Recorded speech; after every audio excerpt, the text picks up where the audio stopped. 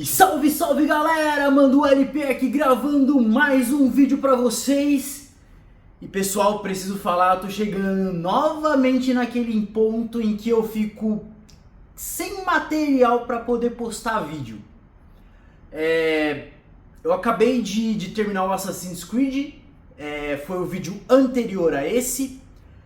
E o pior é que agora não tem o Black Myth Wukong aí, que é o lançamento, mas eu gostaria de testar antes de comprar, porque vai que eu não curto, né? E aí é foda você pagar tipo 300 conto num jogo e achar ruim. Tem os jogos que saíram, né? O Stellar Blade e o Dragon's Dogma, só que eles estão muito caros, não tá dando pra comprar por enquanto. Aí é foda, aí fica difícil. E não tem muita estreia de cinema pra eu assistir. Talvez eu vá procurar algum filme em algum serviço de streaming pra de repente trazer aqui pra vocês. Mas tenho um tema pra próxima semana, só que não vou dar spoiler, não vou adiantar. É um tema meio... pode ser um pouco... no geral eu considero controverso, mas para as duas pessoas que me assistem não é nem um pouco. Então, enfim, tá aí. Eu vim trazer esse tema agora e vamos ver o que rola aqui daqui pra frente. Olha, sinceramente eu não achei que daria pauta esse tema. Pode ser que fique um pouco complexo e maçante demais. Só que por outro lado eu acho o tema interessante pra caramba. E talvez seja melhor fazer ele agora, enquanto o meu canal não tem relevância nenhuma. E eu posso assim falar de coisas mais sensíveis à vontade, sabe? De boa. Antes de mais nada, eu quero deixar claro que o que eu vou falar aqui, embora componha um elemento importantíssimo nas histórias em geral, ele está baseado apenas nas minhas próprias observações e deduções lógicas, tá? Eu nunca fiz nenhum curso relacionado a cinema, direção, roteiro. Então assim, se eu estiver falando uma besteira gigantesca, vocês me perdoem. Eu quero me ater aqui principalmente, claro, também às mídias que contam com um apoio visual, ou que se baseiam nisso, né? Tipo cinema, série, e até jogo, mas principalmente cinema e série, porque vai ficar mais fácil de vocês acompanharem meu raciocínio. Então vamos lá, pessoal, vamos falar de morte. Assim, para começo uma pergunta, qual é a relevância desse recurso para uma narrativa? Acho que para começar eu preciso dar um contexto para vocês. Existem pelo menos duas maneiras de mostrar o que é a morte para os espectadores. Na primeira nós temos a morte como algo brutal, explícito. Normalmente ela vem na forma de atos de violência gore, né? Que não tem uma tradução precisa para o português. Alguns exemplos de morte gore é um termo meio complicado, mas vamos usar. De morte gore, a gente pode ver em The Boys e Invencível. Razão pela qual eu quis falar desse tema, já que se vocês lembrarem eu abordei mais ou menos isso em alguns vídeos atrás. Mas não só nesses dois, né? A gente tem também Rambo, filmes de terror em geral, como Jogos Mortais, Massacre da Serra Elétrica, que eles adoram fazer uso desse artifício. Do outro lado, nós temos a morte como um elemento não tão explícito assim. Muitas vezes ela fica subentendida, né? Ou é demonstrada de maneira pouco violenta no que tange o aberto. Sendo uma violência muito mais psicológica. Você não vê tanto assim as tripas, né? Mas fica uma coisa na sua cabeça também violenta, sabe? Alguns exemplos que eu posso dar aqui pra vocês são o Baiano em Tropa de Elite, né, a morte dele, ou um episódio particular do Dadinho em Cidade de Deus. E qual é a brisa desse recurso? Né, o pessoal deve estar aí indagando.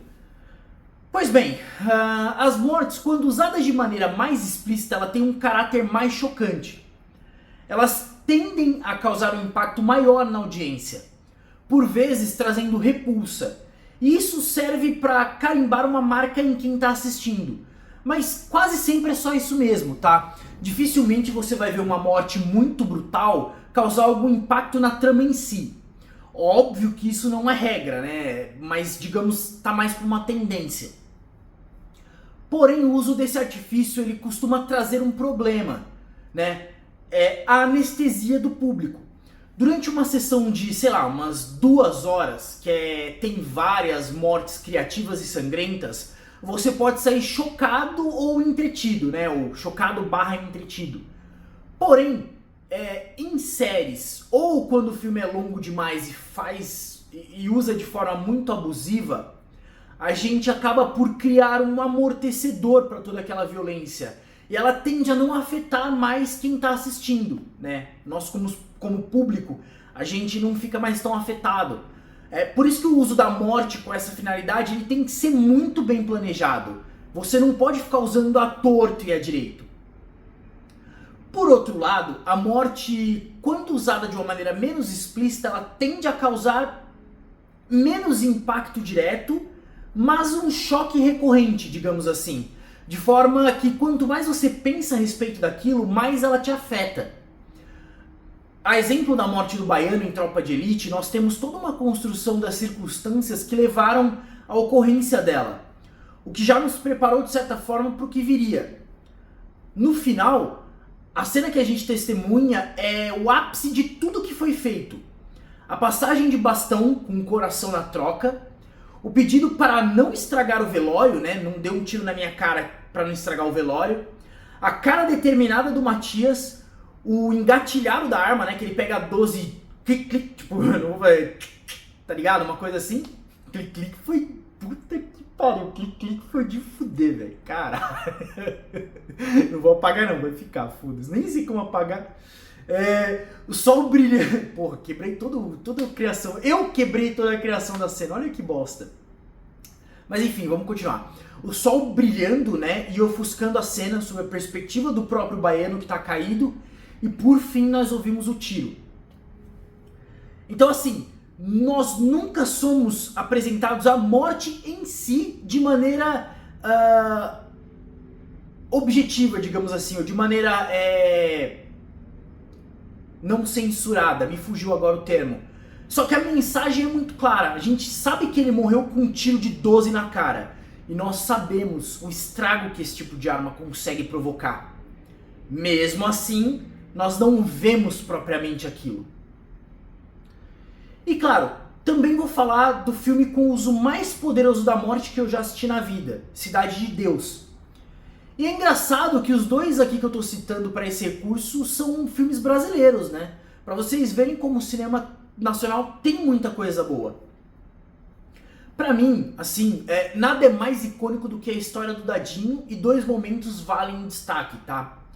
A primeira é a cena do motel, em que a gente tem o Dadinho saciando a sede por matar pela primeira vez. Ali... não somos expostos necessariamente ao sangue, tá? Mas a gente é massacrado pelo excesso de violência ao vermos uma criança esvaziando o tambor de um 38 em diversas pessoas e estampando um sorriso logo depois.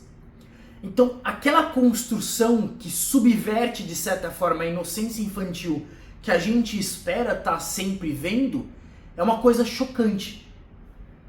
E claro, tem também logo em seguida dessa cena, as sucessivas cenas de morte, né?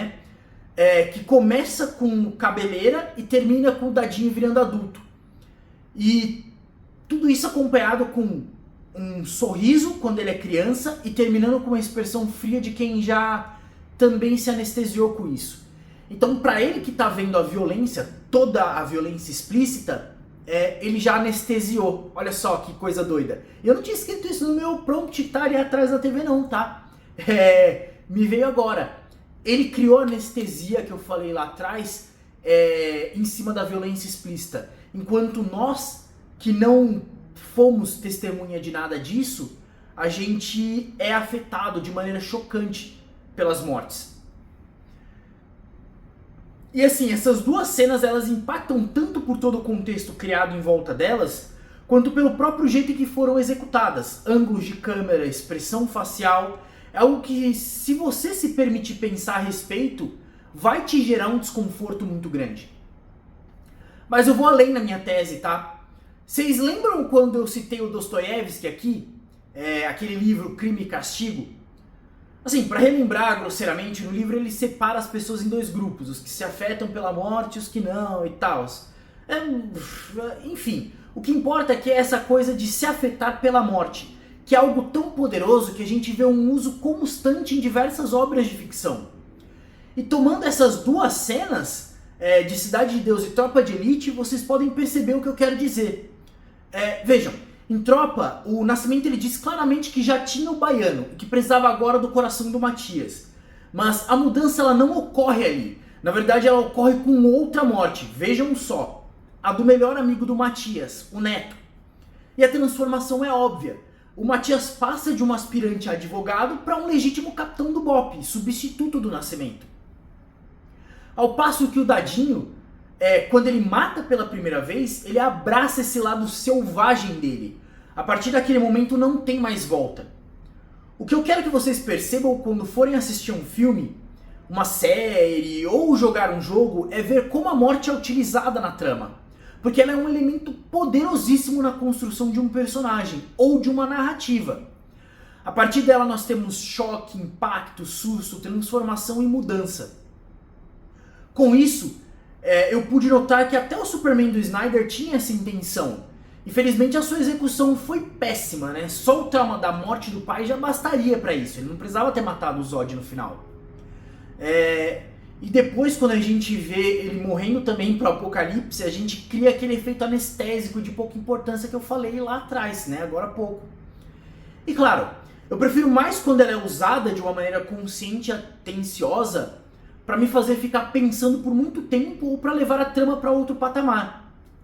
E bom, era isso que eu tinha pra dizer sobre o tema. Se alguém tiver mais alguma coisa, alguma dúvida, sei lá, pode deixar aí nos comentários e perguntar. Não que alguém vá fazer isso, né? Porque, pelo amor. Mas no mais é isso aí, pessoal. Falou e até a próxima.